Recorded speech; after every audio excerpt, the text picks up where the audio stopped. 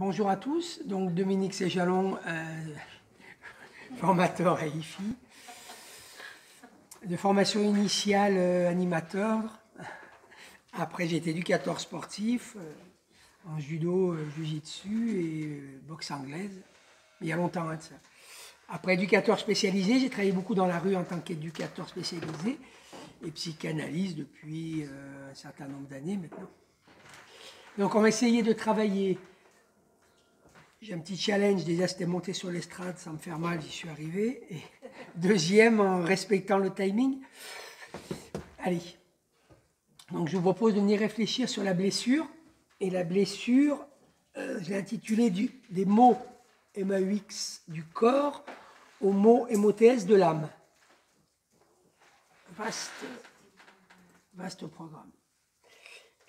La blessure, si on regarde l'étymologie de blessure, ce qui m'a sauté aux yeux, c'est que il est écrit, on dit plus communément, en parlant de la blessure, hein, des coups qui entament la chair. Donc il y a quelque chose de l'ordre de la coupure, de la fracture au niveau d'une blessure. C'est quelque chose qui va faire effraction dans le corps en coupant.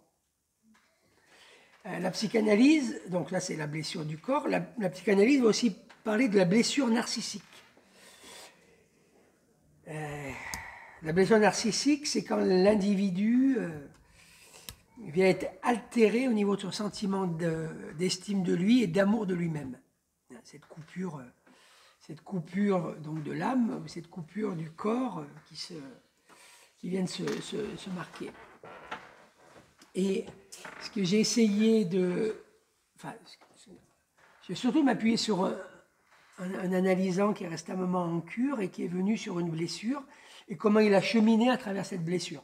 Je vais essayer de vous faire partager ça. Donc j'ai fait un peu de théorie après de la clinique.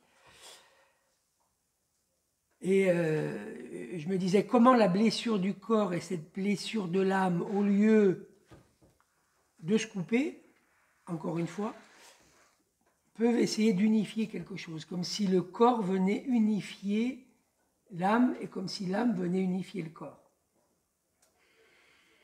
Alors, c'est vrai que le corps, c'est pas très dérangeant, on peut en parler. L'âme, c'est plus compliqué parce que ça ramène à plein de choses. Parce que quand on parle d'âme,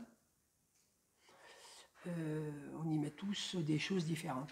Moi, j'aime bien ce physicien qui s'appelle Philippe Guillemont, qui n'a pas peur de parler de l'âme. Il est physicien, il est chercheur au CNRS. Et il dit, cette anecdote sympa, il dit quand on parle d'âme, quand je parle d'âme avec un collègue, si on est que tous les deux, au bout de 5 minutes, il va adhérer à cette notion d'âme. Par contre, il y a un troisième collègue du CNRS qui arrive, il ne va plus adhérer à cette notion d'âme. Hein, comme si c'était un petit peu interdit de parler de l'âme. Parce qu'on rentre dans des représentations, ou soit ésotériques. L'âme en psychanalyse, la psychoanalyse, hein, Freud vient quand même nous parler à travers la psyché de l'âme aussi. Hein, c'est l'étude de l'âme. Donc l'âme, on n'est pas obligé de l'enfermer dans un dogme religieux. L'âme, ça peut être, en psychanalyse, on va parler de psyché, on va parler de psychisme. Comme on a parlé un petit peu tout au long du... C'est Pierre qui le disait comme ça, l'âme, c'est ce qui anime. Moi, j'aime bien... Adrien parlait de langage des oiseaux, c'est-à-dire le langage des alchimistes. Il parle de la magie. Et en alchimie, je le dis souvent, hein, mais c'est quand l'âme agit. C'est parce qu'on anime les choses qu'elles deviennent magiques et qu'elles existent. Donc l'âme, après, ça a parlé un petit peu de physique quantique, l'âme, c'est le champ informationnel qui nous habite hein, à travers ce corps. C'est vrai qu'on a un regard judéo-chrétien et même hellénique, hein, enfin, chez les Grecs, où il y a cette division corps et âme. L'esprit, on n'en parlera pas aujourd'hui parce que ça nous amènerait loin, mais corps et âme, hein, où c'est ce corps, c'est cette partie matérielle des êtres animés. D'ailleurs, toujours si on reste dans le langage des oiseaux, c'est intéressant de l'entendre, l'âme à tiers. L'âme à tiers. C'est-à-dire qu'il y a de l'âme même dans la matière. Et c'est intéressant ce que disait la citation tout à l'heure d'Adrien, qui était, il faut aiguiser le corps, mais j'allais dire comme une lame. Il faut aiguiser le corps pour arriver à l'âme. C'est ce qu'on va demander en analyse d'ailleurs. Il faut raboter l'ego. Hein, c'est pour ça que les alchimistes disent qu'il faut s'amuser. Il faut user cette mauvaise partie de l'âme qui est que notre ego en fait. Alors en pratique, en théorie c'est vachement bien, en théorie c'est toujours compliqué d'aller se raboter le mauvais ego. Donc il y a cette dualité corps et âme. Et c'est vrai que si on regarde l'Égypte, qui serait quand même le berceau de beaucoup de choses, et qu'on retrouve, qui serait le berceau de l'alchimie, et l'alchimie orientale, c'est le taoïsme. Si on regarde sur ces deux façons de voir le monde, ça ferait presque un, l'âme et le corps. L'incarnation, c'est pour ça que la matière, c'est-à-dire que le spirituel, il est aussi dans le corps. Que cette âme et ce corps ne font corps, âme et esprit, on les tripartite, on les coupe en trois, mais n'oubliez pas que le 3, c'est toujours le 1. La Kabbale commence comme ça, tout comme le Père, le Fils, le Saint-Esprit, les trois corps du Bouddha, etc., etc., etc. Donc, il y a aussi une façon de penser le corps, le penser avec un E et le penser avec un A dans une unité, dans cette unité-là. Et c'est ça, je pense qu'on peut venir essayer de venir à mettre au travail pour regarder le corps et le corps du sportif, puisque c'est blessé. Et comment ce corps blessé du sportif, comme si la blessure était, au lieu d'être une coupure, comme si la blessure devenait être un liant. Hein, comme si la blessure venait lier quelque chose du corps et de l'âme. En tout cas, c'est le challenge dans lequel je vous convoque de venir réfléchir. Donc du coup, c'est vrai que certains disent que le véritable thérapeute est le corps du sujet lui-même. On ne va plus chercher le thérapeute à l'intérieur de soi, mais c'est ce que vous dites tous un petit peu aujourd'hui. Hein. Ce travail d'introspection, d'aller voir le corps comme possible thérapeute du sujet. Et c'est peut-être bête, mais pour que ça marche, il faut qu'on veuille consentir à penser que le corps pense. Le corps pense. Mais il faut le savoir. Alors, je vais vous dire une phrase un petit peu pompeuse et complexe. Écoutez-la bien. Si j'ai quelque unité en moi, elle ne consiste pas dans mon moi conscient, dans le sentir, le vouloir, le penser. Donc c'est pas ça. Hein. Le moi, c'est pas sentir, c'est pas vouloir, c'est pas penser. Elle est ailleurs. Ça c'est vachement intéressant. Dans la sagesse globale de mon organisme,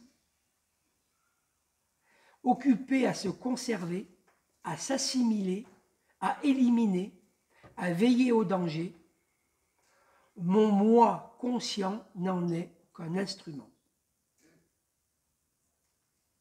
Et vous savez qui a dit ça? Ben, il faut le savoir. C'est Nietzsche. C'est Nietzsche. Il vient quand même nous parler d'énormément de choses. C'est-à-dire que ce corps de l'intérieur, ce corps qui se pense à travers l'organe. Mais je ne vais pas trop digresser parce que j'irai trop loin. Ce corps qui pense à travers l'organe. Donc, gardez quand même en tête quelque chose de ce corps qui pense, il pense à travers l'organe aussi. Parce qu'on est une société qui a réduit la pensée au cerveau. C'est pas vrai. C'est pas vrai. C'est un bon moyen de décrypter, mais ce n'est pas le cerveau qui pense. On pense avec tout le corps, et si vous êtes ouvert là-dessus, et avec tous les corps. Avec tous les corps dits subtils. Une autre citation, s'il vous plaît. Ce n'est pas parce que je pense que je suis. Ce n'est pas parce que je pense que je suis. C'est mon corps. Ce sont les corps qui existent en premier et je leur dois les sentiments de ma propre existence en tant que corps.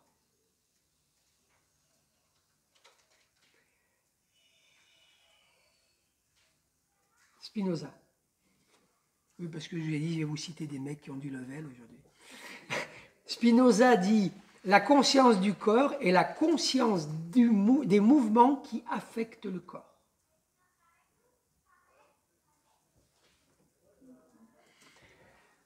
Un grand psychanalyste qui s'appelait Didier Anzieux, il dit que penser, c'est penser, il dit la même chose, hein, c'est penser ce qui affecte le corps.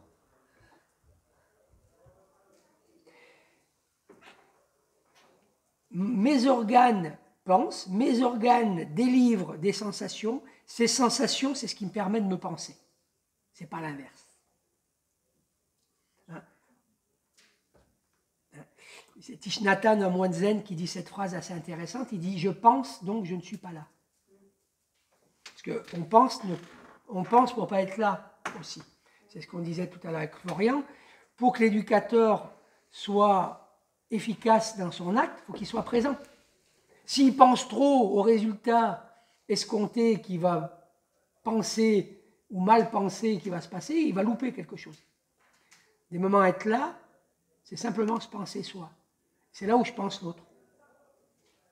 Des moments, je dis aux professionnels de l'accompagnement, essayez de penser ce que vous allez faire en amont pour, quand vous êtes là, l'autre puisse se penser. Mais vous voyez, on passe du E au A. Hein, parce que du coup, la langue française est initiatique.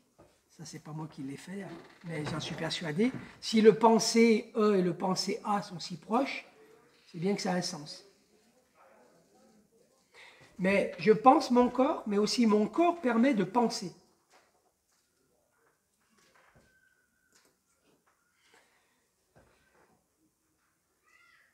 Alors dans cette représentation du corps, vous l'avez abordé aussi différemment. Là, on va passer par un psychanalyste qui s'appelle Nasio, qui a beaucoup travaillé avec Lacan.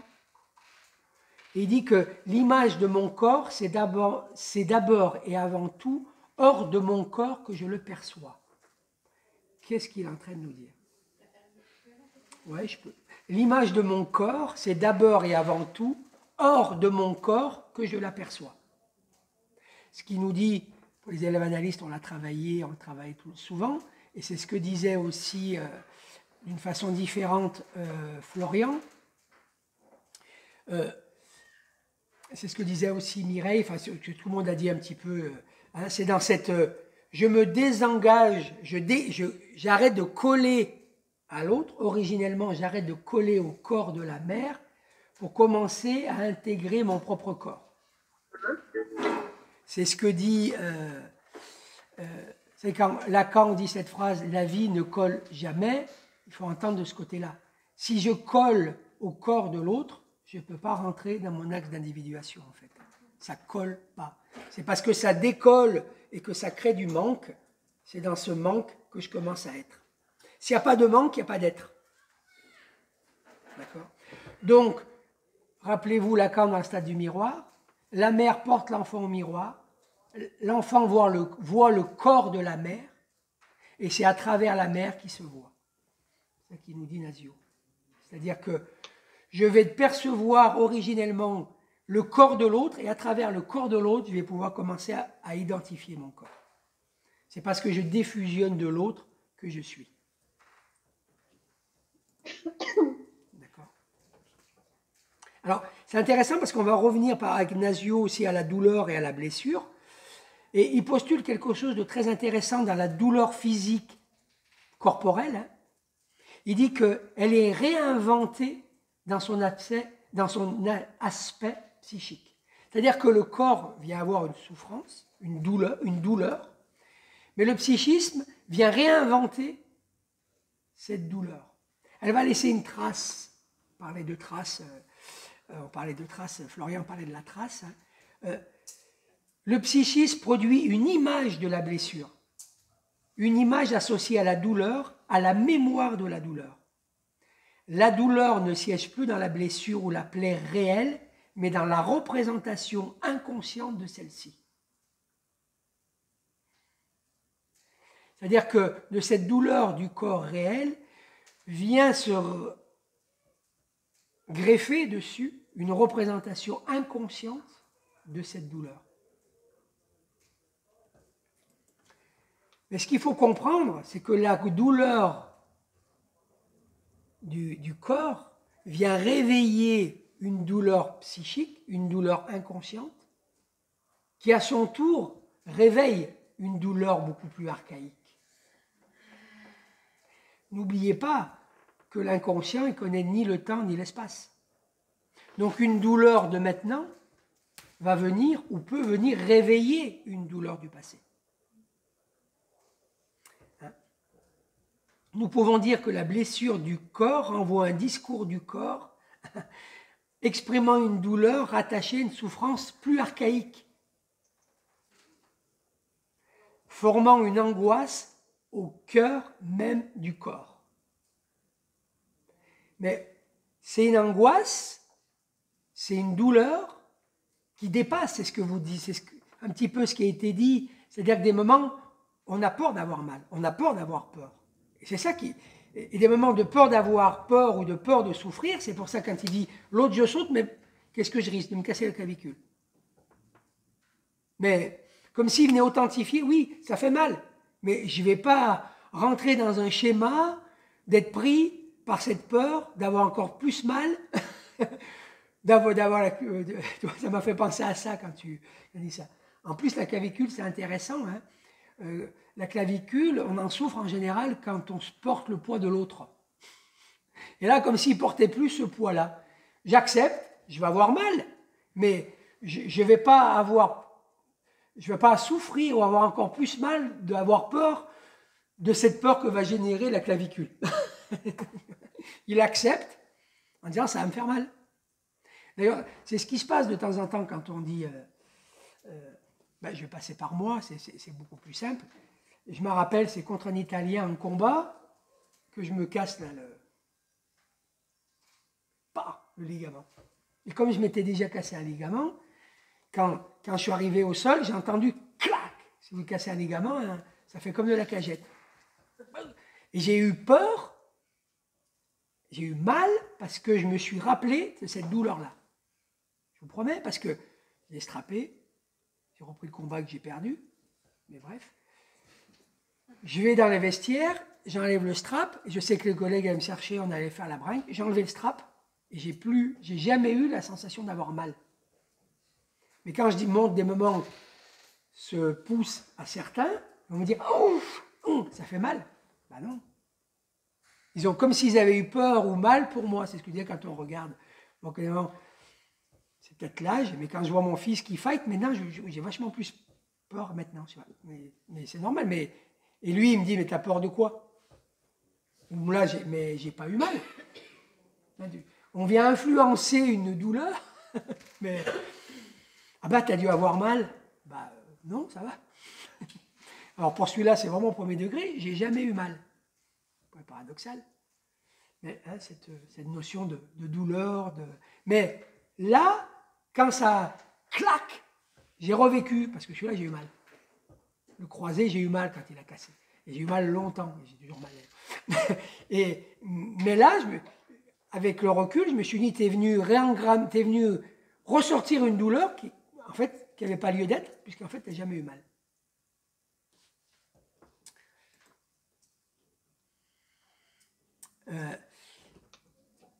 C'était intéressant juste je regarde quand même l'heure. C'est intéressant, c'est de voir comment ces inscriptions sensorielles et tactiles s'engramment. Alors, si on ne va pas rentrer dans trop les travaux d'Anzieux, mais Anzieux parle que la peau, ce moi peau, est un parchemin originel, hein, où il conserve les brouillons, les ratures, les grattés, les surcharges. Il parle d'une écriture originelle, et c'est ce que nous disait Florian, préverbale, fait de traces cutanées. Donc on vient comme les traceurs, tracer dans cette peau des traces qui sont à la fois physiques et psychiques.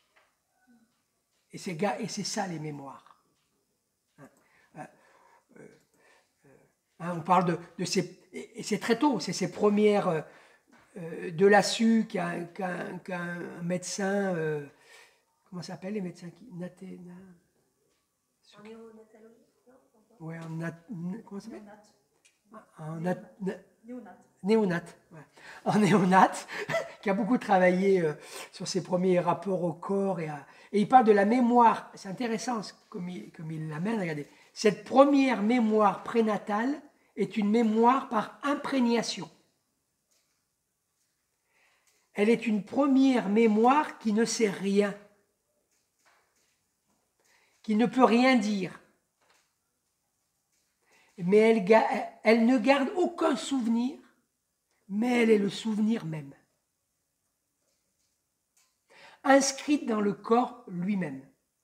Ce corps qui va venir au monde ne peut être infidèle à sa mémoire, la chair est notre seconde mémoire.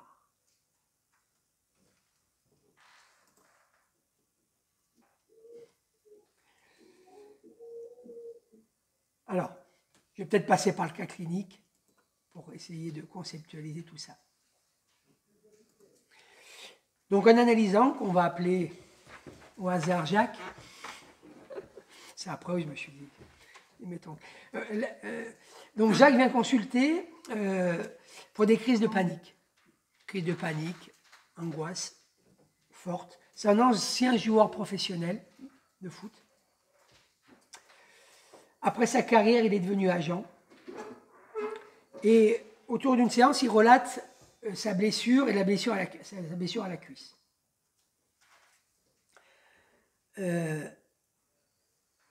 Intéressant, très rapidement, le rapport au père est complexe. Il ramène toujours dans le discours un père réducteur, castrateur, mais au sens négatif du terme. Il vit une relation... c'est une relation absente, quelque part. Un père autocentré,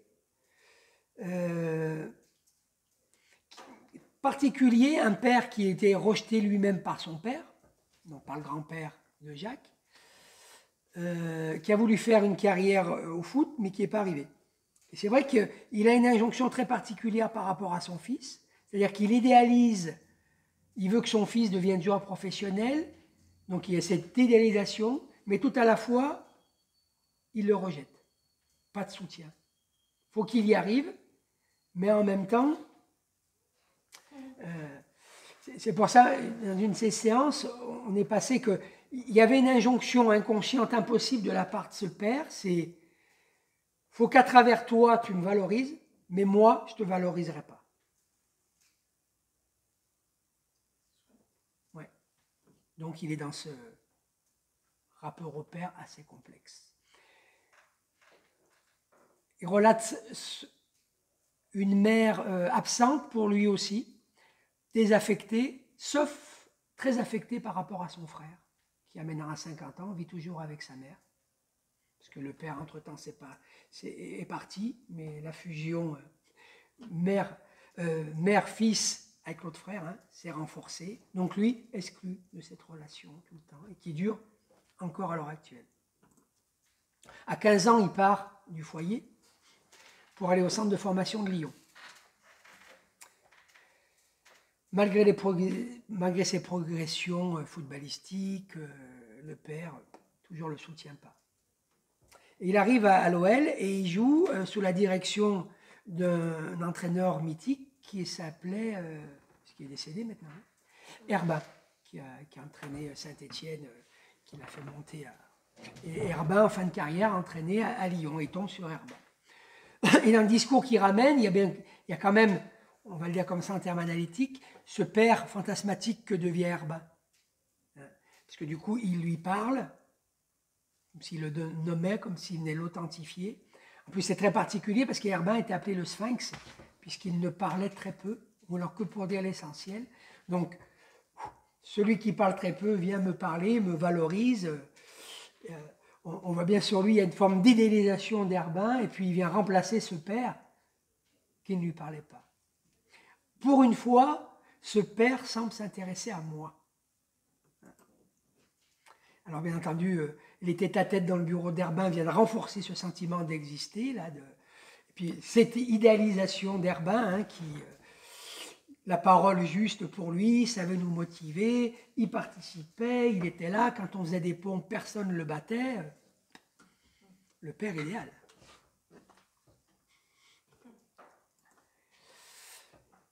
Lors d'un match, Herbin vient le voir à la mi-temps et lui dit tu joues pas. Tu joues pas la deuxième mi-temps.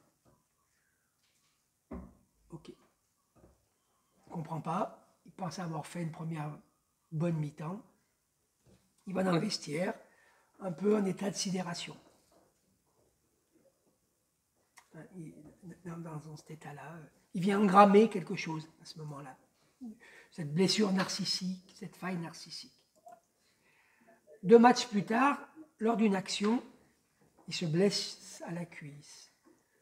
On en parlait tout à l'heure, une déchirure, mais plus, quoi. Vraiment la déchirure, c'est déchirure. Intéressant, la déchirure, la fracture, ça nous ramène. Et qu'est-ce que ça vient réveiller, lui, de sa faille narcissique? C'était intéressant parce que c'est venu réveiller, comme si c'était venu réveiller en lui on va le simplifier comme ça, ce corps fantasmatique qui ne pourrait jamais être à la hauteur. Comme s'il ne pouvait pas venir, comme si cette blessure est venue ramener un corps, je le simplifie donc c'est pas très juste, mais un corps mauvais, un corps qui ne pouvait pas être symbolisé. Justement, cette blessure l'amène hélas pas à venir pouvoir symboliser ce corps. C'est plus tard, vous verrez, qu'il symbolise ce corps grâce à cette blessure, mais tout de suite, il ne peut pas. Pourquoi? Parce qu'il n'y avait pas IFI, il n'y avait pas la sophrologie. En tout cas, il n'a pas pu mettre des mots sur cette blessure-là. Le 06. Non, ce corps, il n'est pas venu se symboliser. Il n'a pas pu mettre un sens à ce qui s'y passait à ce moment-là. Il n'a pas pu utiliser la symbolique du corps. Alors, je fais juste une petite intrusion dans la symbolique du corps. Rappelez-vous ce qu'on disait à un moment donné, les organes. Chaque partie du corps a un sens. Il a un sens tellement grand qu'il nous dépasse. Parce que quand on regarde dans la symbolique du corps, et quand on regarde la cuisse dans la symbolique du corps, c'est quand même très intéressant, puisque la cuisse est en lien avec la force, le côté masculin, actif et puissant. Ce qui s'interdit, ce que le père lui interdit. Ne devient pas trop actif, pas trop puissant. C'est la remise, quand on se blesse à la cuisse, c'est la remise en question de notre propre force. C'est être constamment dans le passé, être dans les regrets, la rancœur, la culpabilité, se sentir retenu en arrière par son passé, avoir peur d'avancer dans la vie, se sentir impuissant, obéissant, une obéissance excessive à l'autorité. C'est quand même intéressant cette symbolique de la cuisse qui vient nous raconter un petit peu son histoire. Mais là, il ne l'entend pas. Et puis qui va lui dire? Qui va lui dire que sa blessure symbolique, elle a peut-être un sens. Parce que personne ne lui dit à ce moment-là.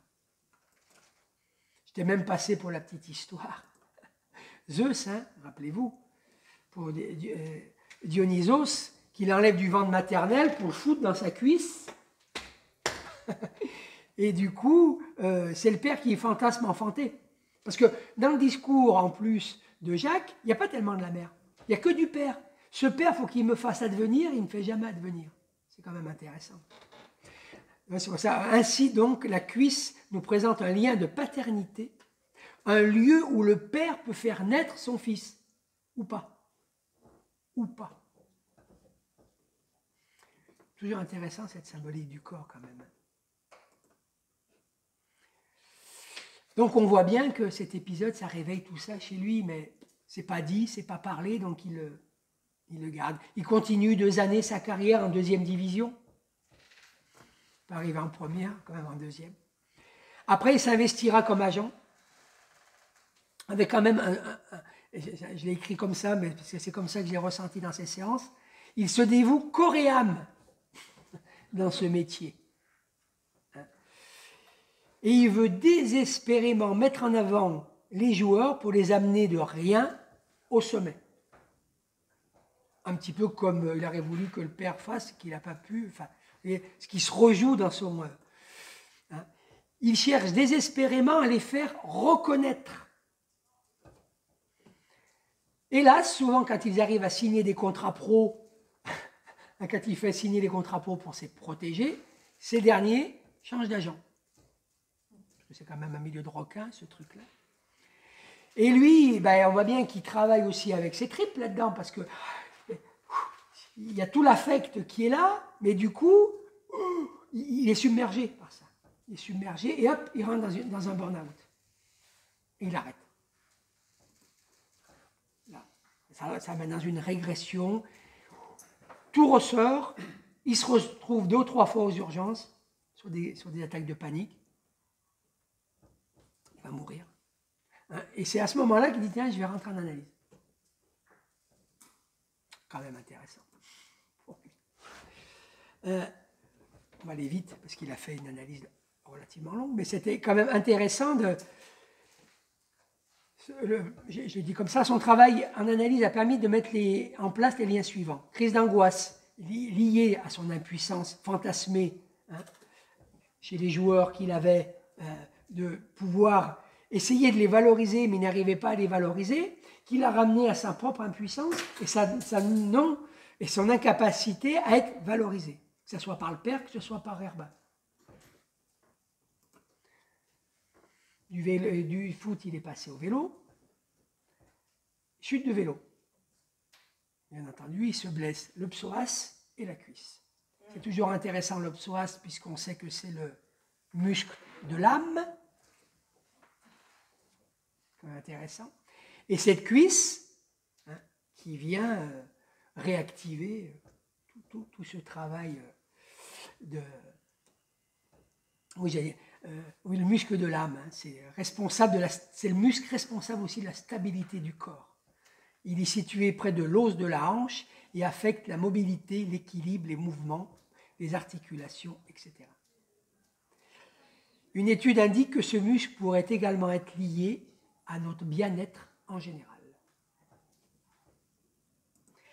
Donc du coup, ces prises de conscience lui ont permis, si on va le simplifier de cette façon-là, ce qu'il a bien compris dans ce double mouvement d'analyse, c'est que il est vain d'aller se faire reconnaître par l'autre, puisque le seul qui peut venir m'authentifier, c'est moi.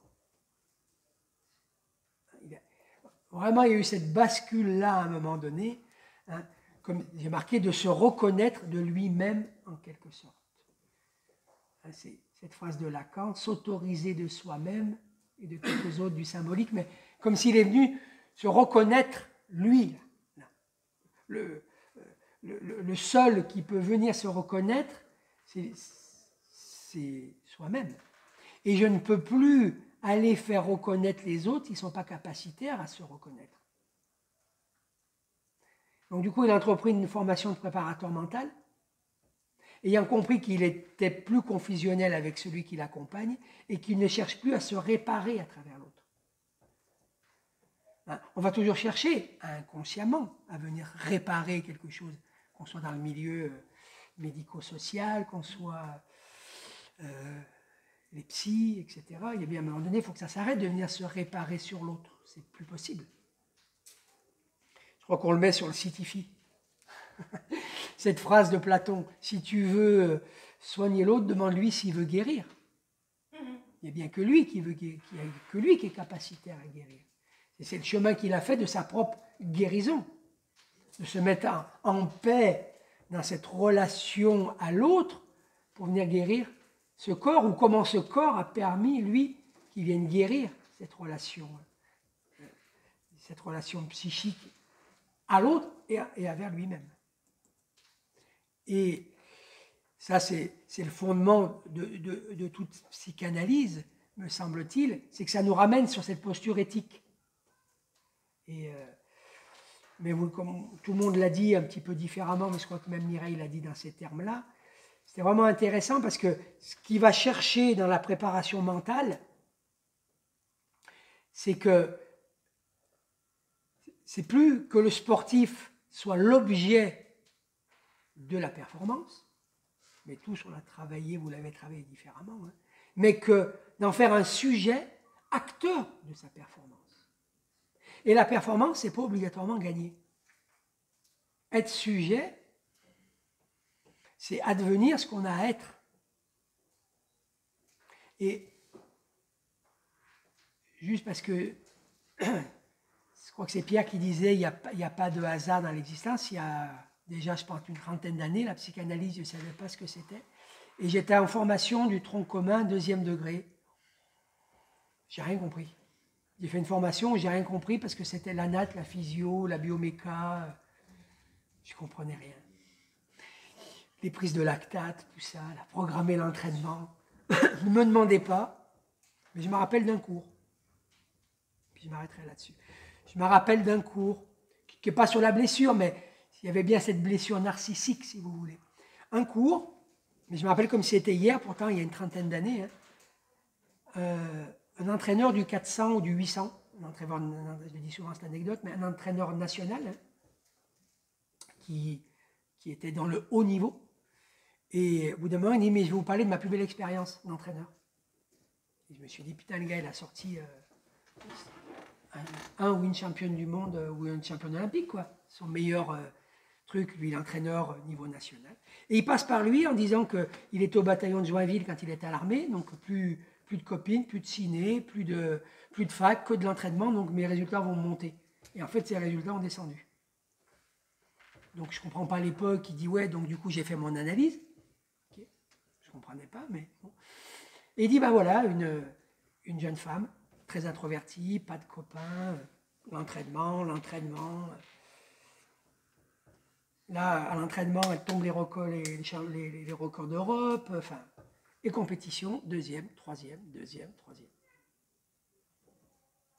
Puis un jour, elle arrive à l'entraînement, elle jette son sac, elle s'effondre dans le vestiaire, et elle dit, je serai jamais que la 2e. Il lui dit, mais qu'est-ce qui se passe? Et il lui dit, bon, à l'époque, qu'est-ce que c'est ça? Et il lui dit, ben, j'ai eu un frère qui est mort en couche et mes parents ont vite fait pour le remplacer. Donc je ne serai jamais. Ah. Et là, le gars, sa plus belle expérience d'entraîneur de haut niveau, lui dit, va faire une analyse. Et il nous dit, elle a arrêté l'athlé et je suis devenu parrain de son premier enfant. Et le gars, il m'a... Donc, je pense qu'il est venu chercher de cette blessure, de cette faille-là. C'était un super... Et c'est pour ça que je me rappelle que de ça, moi. Je ne savais pas 30 ans après, j'allais être analyste, mais je me rappelle que de ça, parce qu'il n'y a que ça qui avait du sens dans cette formation du brevet d'État 2e degré que j'ai rien compris. Mais j'ai peut-être été pour ça. Pour que lui, il me dise, ah ouais, comme dirait Adrien, il y a un possible ailleurs qui peut s'ouvrir. Voilà. Je vais m'arrêter là. Merci.